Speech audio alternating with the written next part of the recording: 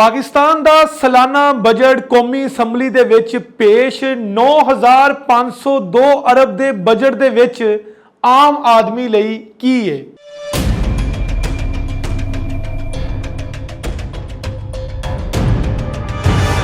आम तबका ते ताजर बरादरी आखदी पई है कि यह बजट एक बारी फिर आवाम दुश्मन है।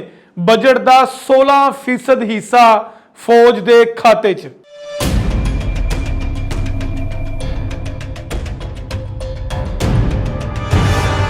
सत श्री अकाल, नमस्कार ते अस्सलाम वालेकुम। तुसी वेख रहे हो इंडोज टीवी आस्ट्रेलिया ते मैं तुहाडा मेज़बान नासिर अली। नाज़रीन, सब तो पहले असीं गल करते हैं कल कौमी असैंबली दे विच पेश होने वाले बजट दे उत्ते। कल 10 जून नूं पाकिस्तान दा सालाना बजट जिहड़ा 2022 ते 2023 दा बजट आख्या जा रहा है, जिहड़ा कि 2023 जून तक रहेगा, वो बजट कौमी असैंबली च पेश कर दिता गया।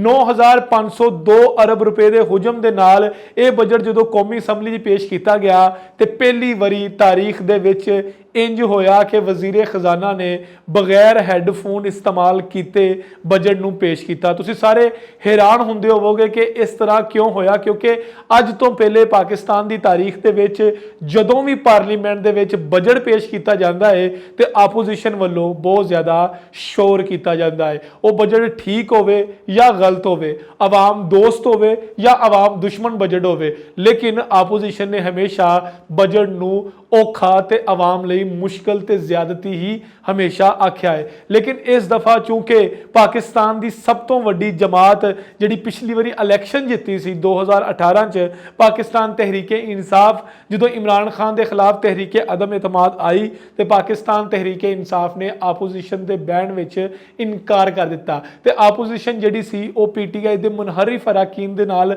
रल के बनाएगी, जिहदा आपोजिशन लीडर राजा रियाज अहमद जिहड़े PTI के MNA भी सी, लेकिन उस तो बाद वो इमरान खान के खिलाफ हो गए तो उन्होंने तहरीके अदम एतमाद दे विच उन्होंने दे खिलाफ वोट देने का आख्या सी। तो राजा परवेज अशरफ जिहड़े राजा रियाज जिहड़े सॉरी हैगे सी, उन्होंने फ्रेंडली अपोजिशन जिहड़ी है उहदा एक अमली नमूना पार्लीमेंट दे विच विखाया कि पार्लीमेंट दे विच किसी भी किस्म का शोर शराबा नहीं होया तो आपोजिशन वालों कुछ भी नहीं आख्या गया। हुण असीं बजट वाल आने हैं। कल मिफ्ता इस्माइल जिहड़े पाकिस्तान के वजीर खजाना हैगे ने, उन्होंने बजट पेश किया तो बजट दे विच हसबे रवायत उस तरह बजट का 16% हिस्सा यानी कि 1523 अरब रुपए फौज के खाते च गए। दफा की शक्ल दे विच, पाकिस्तान के डिफेंस की शक्ल दे विच जिहड़ा बजट का सब तो वड्डा हिस्सा जिहड़ा हैगा वो फौज के खाते च चला गया।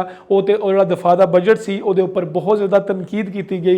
ये आख्या गया कि पाकिस्तान की इकॉनमी जिहड़ी हैगी है वो इस वेले इन्नी डगमगा रही है, आवाम जिहड़ी मुश्किल दे विच हैगी है, लेकिन फौज के बजट दे विच इजाफा कर दिता गया। उस तो बाद 800 अरब रुपए जिहड़े हैगे ने वो तरक्याती मनसूबे उत्ते यानी कि कंस्ट्रक्शन के उपर, सड़कों के उपर, पुलों के अंडरपास के उपर, इन्हां दे उपर लगा दिते गए ने 800 अरब रुपया। उस तो इलावा हायर एजुकेशन कमीशन के उपर सिर्फ 65 अरब रुपए लाए गए ने, जिथों तुसीं अंदाज़ा ला सकते हो कि पाकिस्तान दे विच एजुकेशन नूं, तालीम नूं किन्ना सीरीयस लिया जाता है। पूरे बजट का 0.6% हिस्सा सिर्फ तालीम के उत्ते लाया गया है। इस तो बाद गड्डियां के उपर बहुत ज़्यादा टैक्स जिहड़ा वधा दिता गया। जिहड़ी सब तो खुश आइंद गल है, जिहड़ी सब तो चंगी गल है, वो ये आखी जा रही है कि बजट दे विच आम आदमी नूं सिर्फ इन्ना रिलीफ मिलिया है कि 50,000 तो लैके लाख रुपए कमाने वाले तक टैक्स जिहड़ा हैगा वो खत्म कर दिता गया।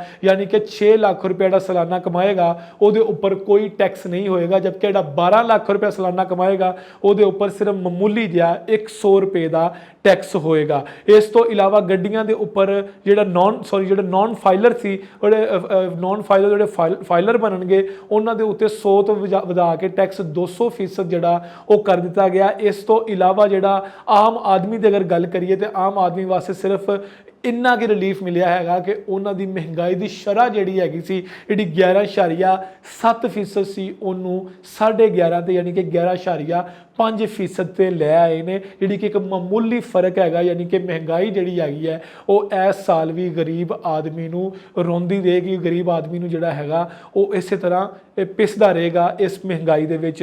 उस तो इलावा अगर असी गल करिए कि सरकारी मुलाजमीन दी, तो सरकारी मुलाजमीन दी तनख्वाह दे विच 15% ਇਜ਼ਾਫਾ ਕੀਤਾ ਗਿਆ ਹੈ। ਉਸ ਤੋਂ ਇਲਾਵਾ ਜਿਹੜੇ ਪੈਨਸ਼ਨ ਲੈਂਦੇ ਆ, ਜਿਹੜੇ ਅਫਰਾਦ ਆਪਣੀ ਰਿਟਾਇਰਮੈਂਟ ਤੋਂ ਬਾਅਦ ਪੈਨਸ਼ਨ ਉਹਨਾਂ ਨੂੰ ਮਿਲਦੀ ਹੈਗੀ ਹੈ, ਉਹਨਾਂ ਦੀ ਪੈਨਸ਼ਨ ਦੇ ਵਿੱਚ 5% ਇਜ਼ਾਫਾ ਕੀਤਾ ਗਿਆ ਹੈ। ਇਸ ਤੋਂ ਇਲਾਵਾ ਅਗਰ ਅਸੀਂ ਬਾਕੀ ਪੁਆਇੰਟਸ ਦੀ ਗੱਲ ਕਰੀਏ ਤਾਂ ਬਾਕੀ ਪੁਆਇੰਟਸ ਦੇ ਵਿੱਚ ਉਹਨਾਂ ਨੇ ਕਿਹਾ ਕਿ ਜਿਹੜੇ ਸਟੂਡੈਂਟਸ ਹੈਗੇ ਨੇ ਉਹਨਾਂ ਨੂੰ ਇੰਸਟਾਲਮੈਂਟ ਦੇ ਉੱਪਰ, ਕਿਸ਼ਤਾਂ ਦੇ ਉੱਤੇ ਲੈਪਟਾਪ ਵੀ ਦਿੱਤੇ ਜਾਣਗੇ। ਉਸ ਤੋਂ ਇਲਾਵਾ ਜਿਹੜੇ ਮੈਰਿਟ ਤੇ ਬੱਚੇ ਆਣਗੇ ਉਹਨਾਂ ਨੂੰ ਵੀ ਲੈਪਟਾਪ ਦਿੱਤੇ ਜਾਣਗੇ। ਇਸ ਤੋਂ ਇਲਾਵਾ ਮਾਹੌਲਿਆਤੀ ਤਬਦੀਲੀ ਜਿਹੜੀ ਹੈਗੀ ਆ ਉਹਦੇ ਉੱਤੇ ਵੀ ਉਹਦੇ ਵਾਸਤੇ ਵੀ ਟੈਕਸ ਦੇ ਵਿੱਚ ਜਿਹੜੇ ਹੈਗੇ ਆ ਬਜਟ ਦੇ ਵਿੱਚ ਜਿਹੜਾ ਹੈਗਾ ਉਹ ਹਿੱਸਾ ਰੱਖਿਆ ਗਿਆ ਹੈ। ਲੇਕਿਨ ਅਗਰ ਅਸੀਂ ਓਵਰਆਲ ਬਜਟ ਦੀ ਗੱਲ ਕਰੀਏ ਤੇ ਓਵਰਆਲ ਬਜਟ ਦੇ ਵਿੱਚ ਆਮ ਆਦਮੀ ਨੂੰ ਕੋਈ ਖਾਤਰ ਖਾ ਰਿਲੀਫ ਜਿਹੜਾ ਉਹ ਨਹੀਂ ਮਿਲਿਆ ਹੈਗਾ। ਦੂਸਰੀ ਤਰਫ ਬਿਜਲੀ ਦੀਆਂ ਵੱਧਦੀਆਂ ਹੋਈਆਂ ਕੀਮਤਾਂ, ਉਸ ਤੋਂ ਇਲਾਵਾ ਅਗਰ ਅਸੀਂ ਗੱਲ ਕਰੀਏ ਪੈਟਰੋਲ ਦੀ, ਤੇ ਪੈਟਰੋਲ ਜਿਹੜਾ ਹੈਗਾ ਉਹ ਇੱਕ ਦਫਾ ਫੇਰ ਮਜ਼ੀਦ ਵਧਾਉਣ ਦਾ ਹਕੂਮਤ ਸੋਚਦੀ ਪਈ ਹੈ। ਬਜਟ ਜਿਹੜਾ ਹੈਗਾ, ਬਜਟ ਦੇ ਉੱਪਰ ਮੁਖਤਲਿਫ ਕਿਸਮ ਦੀ ਰਾਏ ਲੋਕ ਦੇ ਰਹੇ ਨੇ। ਲੋਕ ਜਿਹੜੇ ਹੈਗੇ ਨੇ ਉਹ ਬਜਟ ਦੇ ਬਾਰੇ 'ਚ ਆਵਾਮ ਜਿਹੜੀ ਹੈਗੀ ਹੈ, ਇਹ ਜਿਹੜੇ ਤਾਜਰ ਬਰਾਦਰੀ ਹੈਗੀ ਨੇ, ਕਾਰੋਬਾਰੀ ਹਜ਼ਰਾਤ ਜਿਹੜੇ ਹੈਗੇ ਨੇ ਉਹ ਬਹੁਤ ਜ਼ਿਆਦਾ ਚੀਖੋ ਪੁਕਾਰ ਕਰ ਰਹੇ ਨੇ। ਉਹ ਕਹਿ ਰਹੇ ਨੇ ਕਿ ਇਹ ਬਜਟ ਇੱਕ ਵਾਰੀ ਫੇਰ ਆਵਾਮ ਦੁਸ਼ਮਣ ਨੇ। ਇਸ ਬਜਟ ਦੇ ਵਿੱਚ ਨਾ ਤੇ ਬਿਜਲੀ ਦੀ ਕੀਮਤ ਕੋਈ ਘੱਟ ਕੀਤੀ ਗਈ, ਨਾ ਪੈਟਰੋਲ ਦੀ ਕੀਮਤ ਕੋਈ ਘੱਟ ਕੀਤੀ ਗਈ, ਨਾ ਤੇ ਆਮ ਅਸ਼ੀਆ ਜਿਹੜੀਆਂ ਆਮ ਗਰੀਬ ਆਦਮੀ ਖਰੀਦਦਾ ਹੈਗਾ ਨਾ ਤੇ ਉਹਦੇ ਉੱਤੇ ਕੋਈ ਟੈਕਸ ਦੀ ਛੂਟ ਹੋਈ ਹੈ, ਬਲਕਿ ਟੈਕਸ ਜਿਹੜੇ ਹੈਗੇ ਨੇ ਉਹ ਪਹਿਲੇ ਨਾਲੋਂ ਜ਼ਿਆਦਾ ਵਧਾ ਦਿੱਤੇ ਗਏ ਨੇ। ਜਿਹੜੇ ਆਮ ਅਸ਼ੀਆ ਵਾਲੇ ਲੋਕ ਇਸਤੇਮਾਲ ਕਰਦੇ ਨੇ ਉਹਨਾਂ ਉੱਤੇ ਟੈਕਸ ਦੀ ਜਿਹੜੀ ਸ਼ਰ੍ਹਾ ਹੈਗੀ ਹੈ ਉਹ ਵੀ ਵਧਾ ਦਿੱਤੀ ਗਈ ਹੈ। ਹੁਣ ਦੇਖਣਾ ਇਹ ਹੈਗਾ ਕਿ ਪਾਕਿਸਤਾਨ ਦਾ ਇਹ ਟੈਕਸ ਵਾਲਾ ਬਜਟ ਜਿਹੜਾ ਹੈਗਾ, ਜਿਹੜਾ 2023 ਤੱਕ ਚੱਲੇਗਾ, ਇਸ ਬਜਟ ਦੇ ਵਿੱਚ ਆਵਾਮ ਜਿਹੜੀ ਹੈਗੀ ਹੈ ਉਹ ਕਿਸ ਤਰ੍ਹਾਂ ਸਰਵਾਈਵ ਕਰਦੀ ਹੈ। ਨਾਜ਼ਰੀਨ, ਅਸੀਂ ਅਗਲੀ ਖਬਰ ਵੱਲ ਵਧਦੇ ਹਾਂ। ਅਗਲੀ ਖਬਰ ਇਹ ਵੇ ਕਿ ਪਾਕਿਸਤਾਨ ਦੇ ਬੜੇ ਮਾਰੂਫ ਤੇ ਮਜ਼ਹਬੀ ਸਕਾਲਰ ਤੇ ਬੜੇ ਮਾਰੂਫ ਐਂਕਰ ਡਾਕਟਰ ਆਮਰ ਲਿਆਕਤ ਜਿਹੜੇ ਹੈਗੇ ਨੇ ਉਹ ਵਫਾਤ ਪਾ ਗਏ ਨੇ। ਉਹਨਾਂ ਦੀ ਡੈਥ ਹੋ ਗਈ ਹੈ।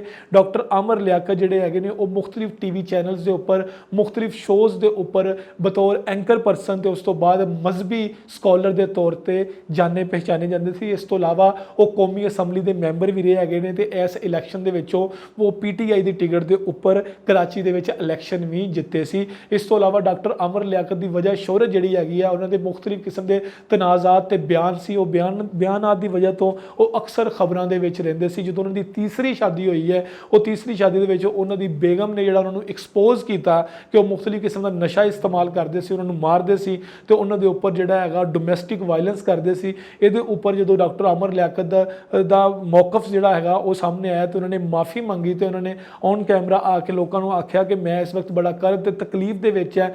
ਲੇਕਿਨ ਉਸ ਤੋਂ ਬਾਅਦ ਸਭ ਲੋਕਾਂ ਨੇ ਜਾਂ ਜਦ ਪਾਕਿਸਤਾਨ ਦੇ ਸੋਸ਼ਲ ਮੀਡੀਆ ਤੇ ਬਹੁਤ ਜ਼ਿਆਦਾ ਉਹਨਾਂ ਨੂੰ ਟਰੋਲ ਕੀਤਾ ਗਿਆ।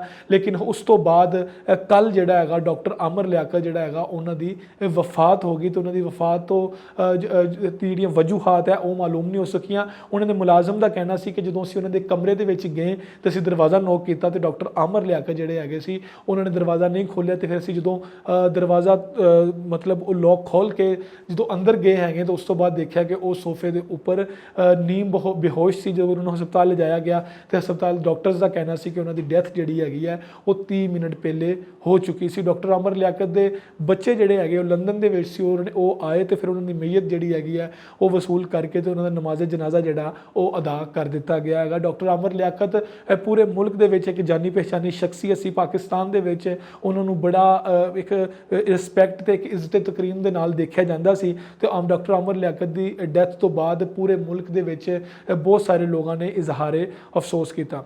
ਨਾਜ਼ਰੀਨ, ਮੈਨੂੰ ਹੁਣ ਇਜਾਜ਼ਤ ਦਿਓ। ਪਾਕਿਸਤਾਨ ਦੀ ਖਬਰਾਂ 'ਚ ਫਿਲਹਾਲ ਇੰਨਾ ਹੀ। ਤੁਹਾਨੂੰ ਅਸੀਂ ਫੇਰ ਮਿਲਾਂਗੇ। ਵੇਖਦੇ ਰਹੋ ਇੰਡੋਜ਼ TV ਆਸਟ੍ਰੇਲੀਆ।